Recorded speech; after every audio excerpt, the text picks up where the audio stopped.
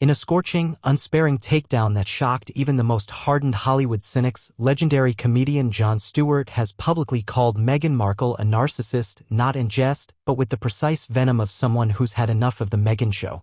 Known for his sharp intellect and cutting political satire, Stewart isn't one to lash out idly. But this time his fury was palpable, his words unfiltered, and his target was squarely the woman who's turned royal victimhood into a billion-dollar brand. And with one explosive label, Narcissist, Stewart shattered the carefully curated illusion of Meghan's moral superiority, validating what the public, press, and palace have long suspected: behind the performative empathy lies an insatiable ego. The moment, reportedly delivered during a recent behind-the-scenes panel discussion that quickly went viral, was as brutal as it was honest. Stewart, who's built his reputation on skewering the powerful and pretentious, allegedly said, "We're living in a world where someone like Meghan Markle genuinely believes she's owed the world's sympathy, while living in a Montecito mansion, silencing dissent, suing the press, and branding herself a founder for selling jam. It's narcissism masquerading as activism." That line, shared and reshared across social media, lit a fuse. And rightly so. Because Jon Stewart's words weren't baseless, they echoed years of mounting criticism.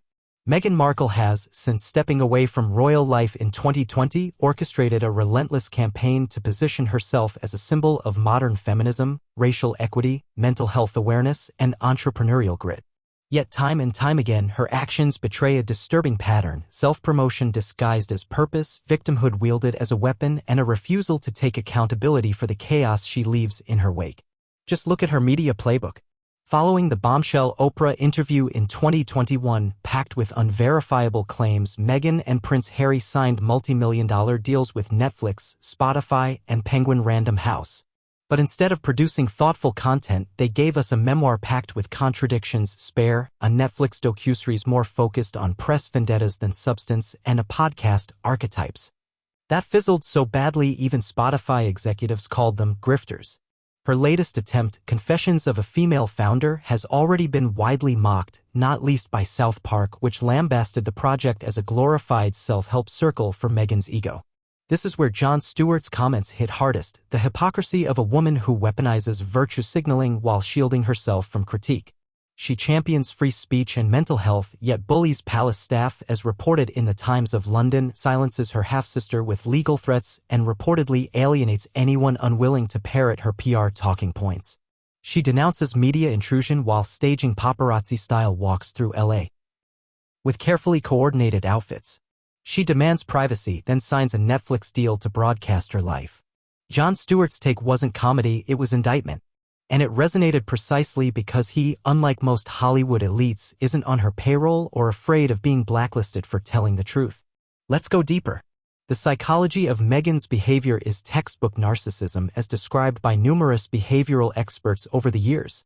Clinical narcissism includes traits like grandiosity, a need for admiration, a sense of entitlement, lack of empathy, and the tendency to exploit relationships. Sound familiar? Royal aides have described Meghan as impossible to work with, alleging she routinely reduced staff to tears. Her family, estranged father Thomas Markle and half-siblings Samantha and Thomas Jr., have described her transformation as manipulative and cold, accusing her of cutting them off the moment she no longer needed them for her narrative. Even her relationship with the British public and royal institution fits the pattern. Meghan entered royal life with open arms from the monarchy, welcomed by the Queen, adored initially by the press, celebrated as a modern duchess. But she quickly painted the family as racist, cold, and archaic when things didn't revolve around her. Rather than adjusting to duty, she demanded the monarchy adjust to her brand. The results? A rift so severe that even the late Queen reportedly described her behavior as divisive. Prince William no longer speaks to Harry, and King Charles, now battling cancer, remains estranged from his youngest son. These aren't tabloid inventions. They're the natural consequence of a person who demands loyalty but offers none in return. And now, with Stewart's intervention, a new chapter begins.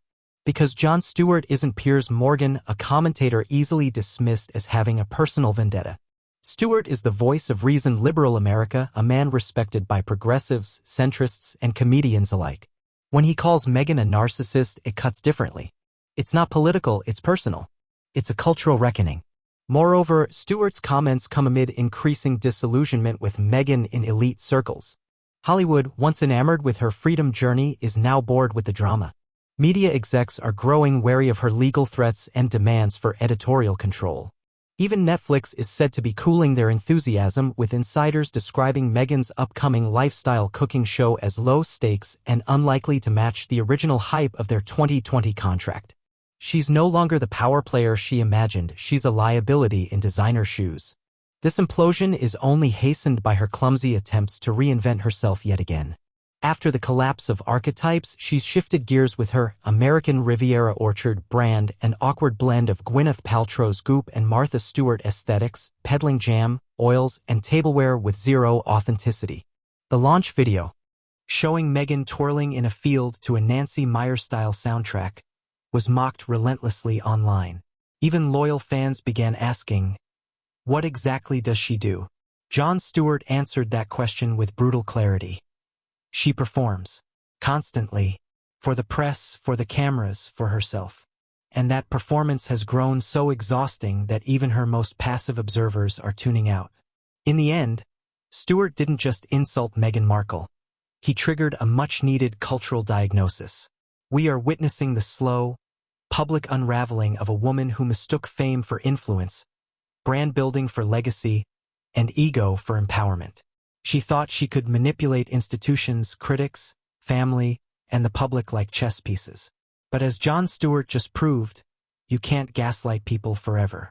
Eventually, the mask slips, and when it does, even comedy becomes prophecy.